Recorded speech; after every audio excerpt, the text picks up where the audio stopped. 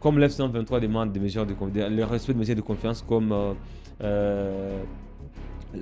mettre fin au discours de haine, à la discrimination, et accepter que ceux qui sont en train de faire cette révolution, ce sont des Congolais, les accepter comme tels. Ce sont là les démarches qu'il faut soutenir. Blaise, il faudrait que le président Félix Tshisekedi accepte de se mettre sur une même table avec l'AF-123, avec tous les autres opposants, Joseph Kabila, Moïse Katumbi, tous ceux qui s'opposent à son régime aujourd'hui, et qui leur demande en face qu'est-ce que vous voulez.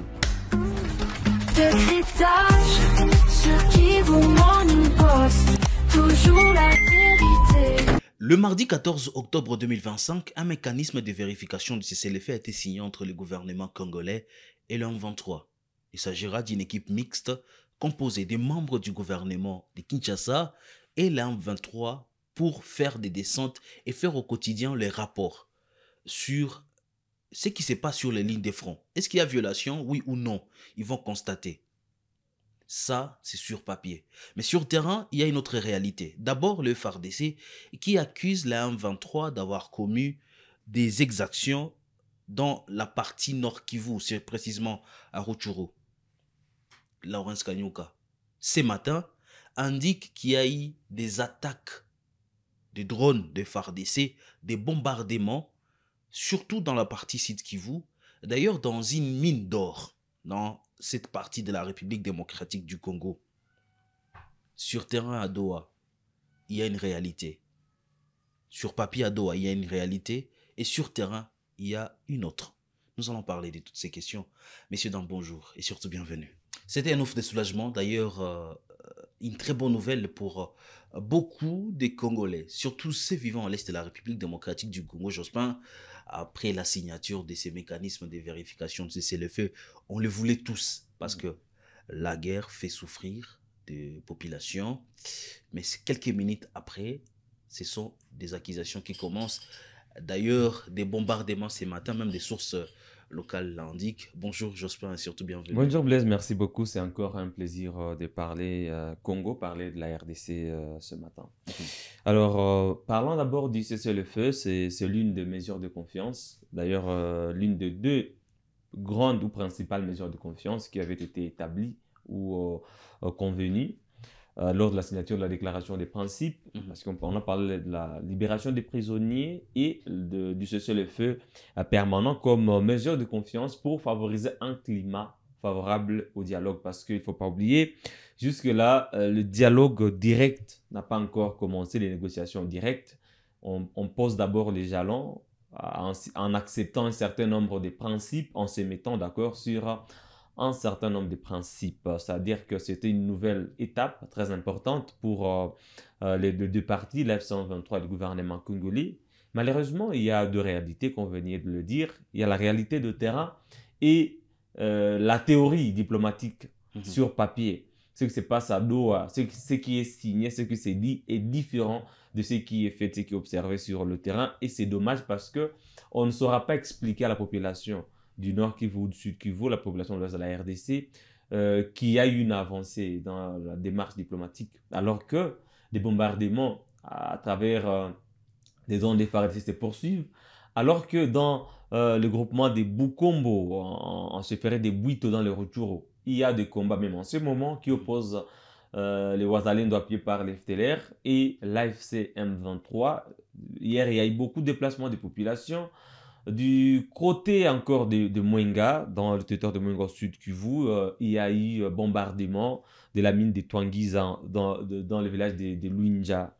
Une importante mine Blaise qui était exploitée par les Américains. La firme avait été vendue aux Chinois et aujourd'hui, nous apprenons que ce sont des Congolais qui travaillent. Cette mine qui est contrôlée par l'F-123 a été ciblée par cette mine qui se retrouve dans une zone sous contrôle du M23. Bien sûr, la F-123 a aussi... On n'a pas encore des images jusque-là des éléments du M23 qui se retrouvent dans la mine.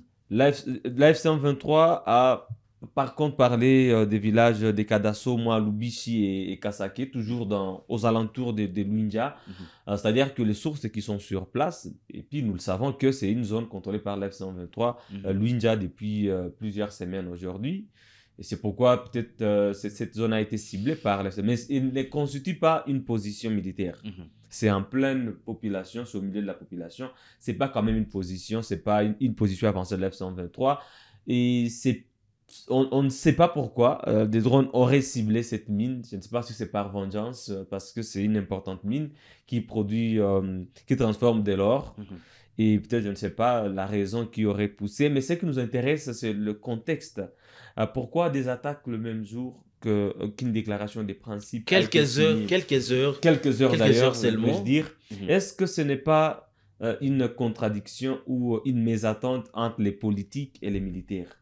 Parce qu'il faudrait que les deux parties parlent le même langage. Et apparemment, les politiques sont engagés sur une voie qui n'est pas approuvée par les militaires. Apparemment, les militaires veulent faire la guerre, alors que les politiques veulent une désescalade pacifique. Parce qu'on ne comprend pas, à chaque fois qu'on parle de cessez-le-feu, il y a soit un nouveau village qui est conquis par la F-123, il y a toujours une avancée, soit les FARDC qui larguent des bombes sur des zones occupées par la F-123, et la population du Nord Kivu ne sait plus, ou du Sud Kivu ne sait plus comprendre s'il y a avancé, s'il y a recul, ou si la situation reste stagnante.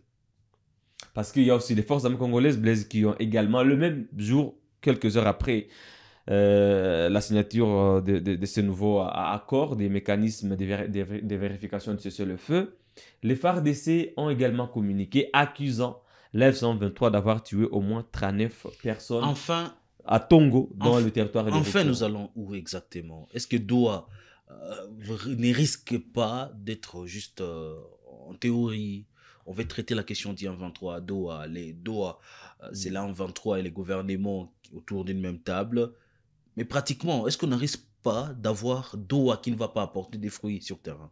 En tout cas, les deux parties ne parlent pas le même langage. Le langage des armes ne corrobore pas celui des diplomates.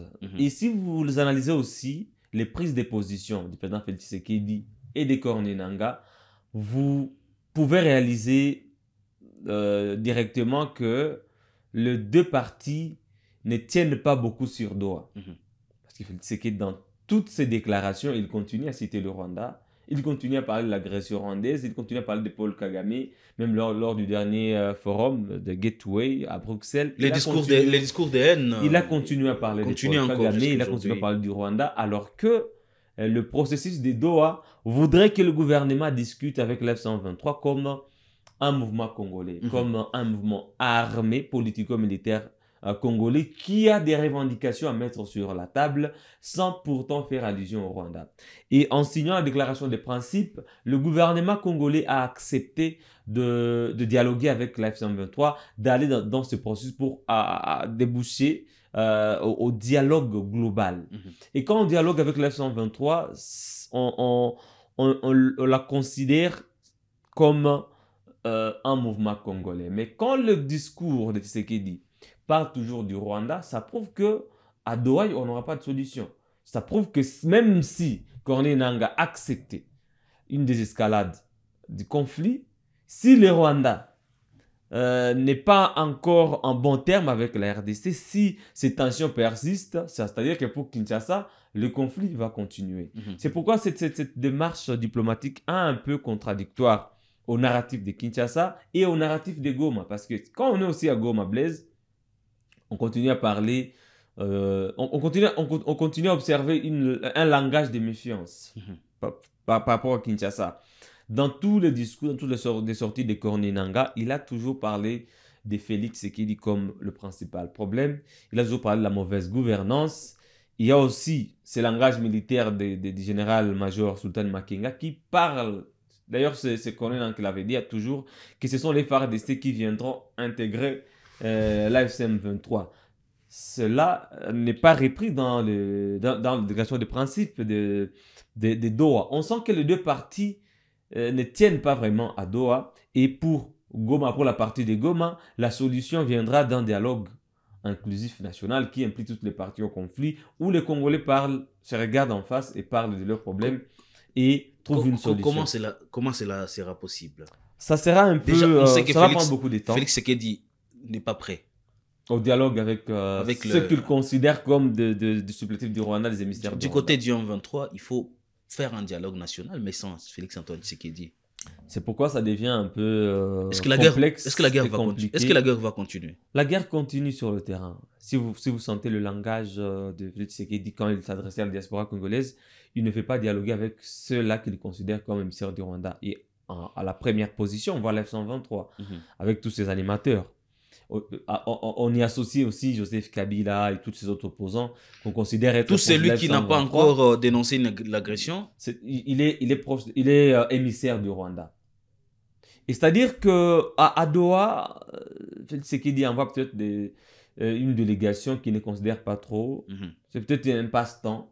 Parce qu'on ne sait pas comment quelqu'un peut tenir un discours à Bruxelles, qualifiant les Rwandais des responsables de la crise, demandant à Paul Kagame d'aller instruire à l'F-123, d'aller ordonner à l'F-123 de se retirer de Goma, de Bukavu, de toutes les zones, de cesser les hostilités. Et quelques jours après, pas même une semaine, il signe un mécanisme de vérification de cessez-le-feu avec l'F-123 et pas avec le Rwanda. C'est déjà contradictoire, ça prouve que les causes du conflit sont ailleurs, seront traitées ailleurs et pas à Doha. Mais même pour l'F-123, Corneille Nangaa qui tient un discours récemment selon lequel il va intégrer les forces armées congolaises, c'est lui qui va instaurer l'autorité de l'État, Mhm.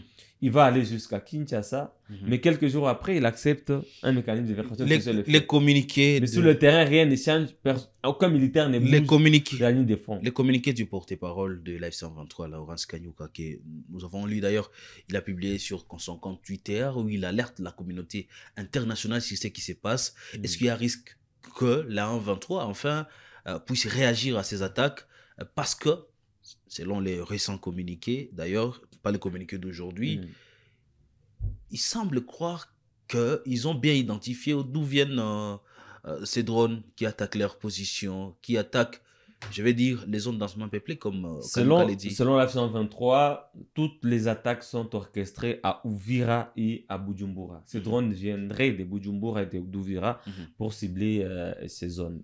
Et le langage militaire de la F-123 était clair. L'ARC n'a jamais été sur la défensive, elle est toujours sur l'offensive. Et elle n'a jamais reculé. Ça veut dire on l'attaque, elle réagit. Elle protège ses positions et ses zones et n'hésite jamais de frapper ou de riposter à chaque fois qu'il y a une menace. Nous le savons tous, même dans les retours, à chaque fois que les FDLR sortent la tête, la F-123 frappe toujours, que ce soit dans le massif, dans les retours. C'est-à-dire que la F-123 a une armée qui ne se plante pas et qui est toujours prête à faire la guerre. Tous les militaires qui sont formés par la F-123, c'est pour faire la guerre. Et ils ont cette idéologie-là de combattre. Et pour certains militaires qui viennent de la formation, il faut aller jusqu'à Kinshasa. Maintenant, on se demande, cette idéologie qui est contraire au processus de paix, est-ce qu'elle va favoriser une désescalade? On se pose autant de questions. Parlons maintenant de Doha. Pourquoi avoir attendu Blaise 3 mois depuis la signature de la déclaration de principe pour aujourd'hui venir s'entendre sur un mécanisme de vérification? Et pendant ce temps, il y a un dossier encore au frigo. Ça prouve qu'il n'y a rien n'avance. La libération des prisonniers. Est-ce que c'est là aussi va attendre 6 mois, une année? Blaise, il faut être... On gagne en temps. Si on est cohérent, on doit dire qu'il n'y a rien n'avance à Doha. Parce que le mécanisme de vérification sur le fait devait être signé jusqu'à quelques jours après l'accord des principes. Mais on a dû attendre jusqu'à 3 mois. On est allé de Doha 1 jusqu'à Doha 6. On ne sait pas qu'est-ce qui bloque. Et on se pose la question maintenant sur la nécessité d'entreprendre un autre processus. Peut-être que Doha ne marchait pas. Il faudrait tourner le dos à ce processus-là et embrasser un nouveau processus. Et vous pensez d'où viendra la solution? Moi, je l'ai toujours à dit. Washington avec le Rwanda, ça ne marchait pas. Là, on parle du Rwanda et des FDLR, on ne parle pas de l'F-123. Bien sûr, je pose la question. À Washington, où la République démocratique du Congo veut finir ses différends avec le Rwanda, ça ne marchait pas. Malgré les communiqués de FARDC demandant à FDLR de se rendre à la MONUSCO ou aux positions des FARDC, ça ne marche pas de ce côté. À Doha, ce sont juste des papiers qui sont signés, mais sur terrain, ça ne marchait pas. Vous pensez que la solution viendrait d'où? Si on est réaliste, Blaise, on doit se dire la vérité, la solution viendra des Congolais. Parce que si vous voyez les demandes ou les demandes de l'F-123 et les demandes du gouvernement congolais, si on restait sur ces processus-là où chaque parti met sur la table ses demandes devant des étrangers, ça risque de prendre même 5 ans. Pourquoi je le dis? Quand l'F-123 demande par exemple un dialogue sans Félix Tshisekedi, quand l'F-123 pense que c'est elle qui va intégrer les FARDC, quand l'F-123 pense que c'est elle qui va restaurer l'autorité de l'État, quand l'F-123 demande la démission de Félix Tshisekedi, ce sont des demandes presque impossibles pour Félix Tshisekedi, qui lui pense qu'il est le seul à pouvoir organiser un dialogue, qu'il est celui qui va restaurer l'autorité de l'État, il va ramener l'armée et la police. La pensée unique dans Tshisekedi, selon les zones occupées par la Mhm. F-23. Quand on pense aussi que Tshisekedi, dans toutes ses démarches diplomatiques, dans tous ses lobbies, il demande le retrait des éléments de la F-123, qui du reste sont des jeunes filles et garçons congolais. Mhm. C'est-à-dire que les demandes de part et d'autre ne peuvent jamais amener à mettre fin au conflit. Mhm. Alors, pourquoi je soutiens aussi la démarche des opposants qui commencent à se réunir? C'est parce que la solution va venir des Congolais. Comme dans le passé, il faudrait que les Congolais se dépassent de part et d'autre. Comme l'F-123 demande le respect de mesures de confiance comme mettre fin au discours de haine, à la discrimination, et accepter que ceux qui sont en train de faire cette révolution, ce sont des Congolais, les accepter comme tels. Ce sont là les démarches qu'il faut soutenir, Blaise. Il faudrait que le président Félix Tshisekedi accepte de se mettre sur une même table avec l'AF-123, avec tous les autres opposants, Joseph Kabila, Moïse Katumbi, tous ceux qui s'opposent à son régime aujourd'hui, et qu'il leur demande en face qu'est-ce que vous voulez. Et qu'ils fassent des concessions, et que l'AF-123 aussi fasse des concessions sur certaines demandes qui semblent impossibles, afin de vivre enfin cette paix-là tant attendue depuis aujourd'hui plusieurs années. Parce que si on continuait à rester sur les deux processus de Doha et de Washington, on risque de ne pas avoir une solution à cette crise qui fait toujours des victimes. Quand on a bombardé par exemple la mine de Toangiza, je pense qu'il y a eu des victimes collatérales, il y a eu des dégâts collatéraux. Et quand les combats se poursuivent, aujourd'hui, le conflit est en train de prendre une autre dimension. À Punia, dans le territoire dans le Maniema, il y a eu encore des affrontements entre les FARDC et les Ouazalendo. C'est-à-dire que chaque jour, il y a aussi des mouvements Ouazalendo qui naissent. Et quand le nombre de militaires ou de ceux qui prennent les armes augmente, le conflit aussi prend une autre ampleur et ça sera difficile pour le gouvernement congolais ou le régime de Tshisekedi de régler ces conflits. Comme moi, je l'ai toujours dit, Tshisekedi doit tout faire pour régler ces conflits avant la fin de son mandat. Parce que si ce n'est pas le cas, l'histoire retiendra de lui un président qui a déchiré le pays, qu'il a trouvé uni. Il a trouvé la RDC en 2019 quand elle prend le pouvoir, unie, tous les territoires étaient sous contrôle des FARDC, mais aujourd'hui le pays est divisé, il y a les Mobondo qui prennent une portion du territoire à l'ouest, Thomas Lubanga aussi Thomas contrôle Lubanga aussi qui prend une partie, la FC-M23, c'est-à-dire que le pays est rentré à l'époque de 1998, 1999, 2000 et rien du tout ne va. Et actuellement, il faudrait en tout cas que les Congolais se réunissent encore comme dans le passé pour réunifier le pays. Et si lui ne le fait pas, peut-être c'est son successeur qui le fera et l'histoire retiendra qu'il aura été le président le plus peut-être belliqueux de l'histoire de la RDC. Très bien, on va faire la bonne conscience et si ça ne marchait pas, on va forcer parce qu'il nous faut prendre conscience. Prendre conscience que ça fait mal de voir la guerre continuer. Des textes, des très bons textes, les Congolais, nous sommes experts en textes et vraiment des textes parfaits. Les textes sont signés à Doha, mais sur terrain, ça ne marchait pas. Nous devons trouver des solutions. Portez-vous bien.